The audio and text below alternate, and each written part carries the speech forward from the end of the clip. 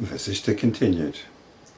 In the beginning, neither this world nor the other world came into being in the infinite consciousness. The phrase the other world is what prompted me to do the previous video. Sometimes the other world I've understood as what we'd call the hereafter. It's what happens when you die. But I think the other world is the idea that we've got of the reality behind this one. It's part of our cultural belief that we do not experience things directly, and that there's a world behind this one which we can only know indirectly, and that our current knowledge is a model. Our current reality is actually a model of reality. This is our cultural bias. But we can drop that. It's only a notion that we've got. And we come back to the reality of immediate experiencing. So any notions we've got of a world or of a reality behind that world, they are both notions. The model is a notion, it's clearly a notion, and the reality behind that model is clearly a notion as well. They both arise in consciousness. It's part of the infinite nature of consciousness. An unreal imaginary experience arose in consciousness, just like the experience of embracing a woman in a dream. Embracing a woman in a dream. That's a curious example, isn't it? Have you had the experience of embracing a woman in a dream? I wonder if this is a gender-specific example. I've had the experience of embracing a woman in a dream. It's a very intimate and comforting thing. It's not just an image, it's a feeling, it's a sensation. It draws us in to its comforting embrace. And in contrast to that comforting embrace, we've got all the anxieties and fears and cravings which result when we're no longer in that comforting embrace.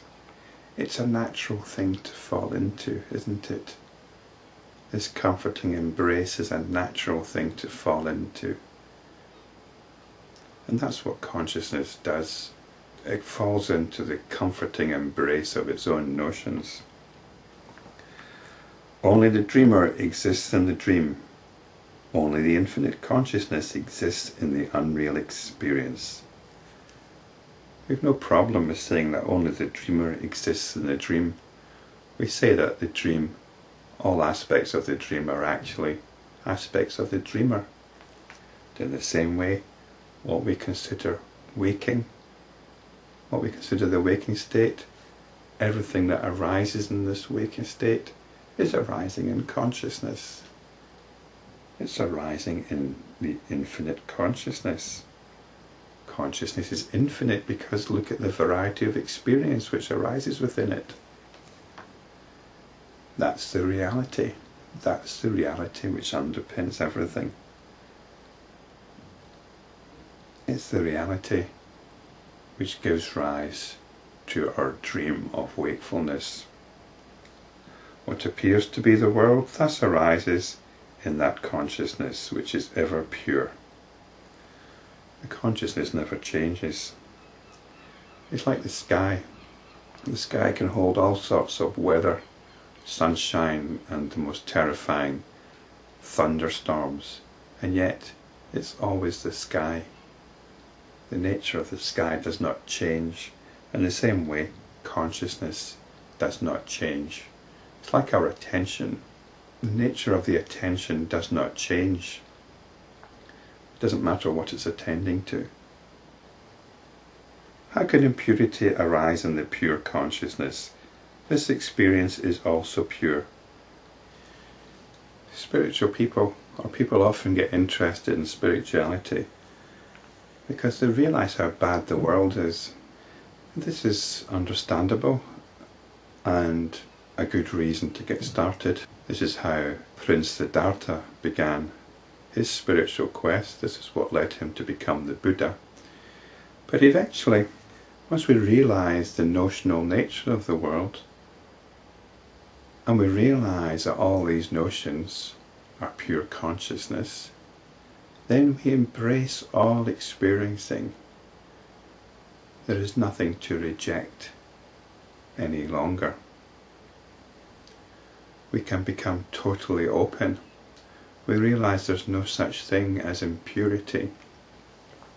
We no longer make the discrimination between pure and impure, because everything is consciousness, and we open ourselves up to it. How can impurity arise in the pure consciousness? This experience is also pure. That itself is the dream city or the dream creation. That is the world, for in the very beginning of creation there was no earth, etc. This is our essential consciousness.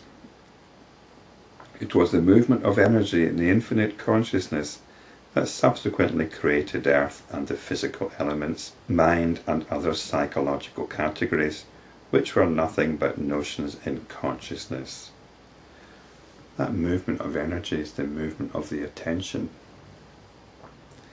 This movement of energy is like the inherent notion in air, which takes place without mental activity or intention.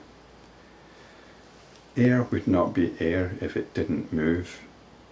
In the same way, the attention is something that moves, but the attention itself, the quality of the attention, is not something that moves. It has an absolute nature.